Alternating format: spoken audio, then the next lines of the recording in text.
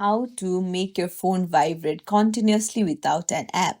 Hey everyone, welcome back to the channel. If you're new here, don't forget to hit the subscribe button and turn on the notification bell to not miss any updates. So today I'm going to show you a hack on how to make your iPhone vibrate continuously without using any apps. So for this, open up the settings on your iPhone and then tap on sound and haptics. Now tap on haptics, set it to always play because it is crucial, and then go to ringtone. Now you have to tap on haptics again and scroll down and tap on create new vibration.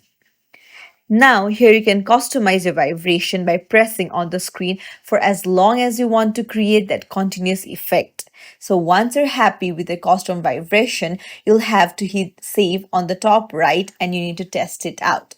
Now come back and click on the floating dock, which is the accessibility, and then you can mute your phone to feel the vibration effect without any ringtone, or unmute it to enjoy the continuous vibration along with sound. And that's it. Now you know how to make your phone vibrate continuously without any apps.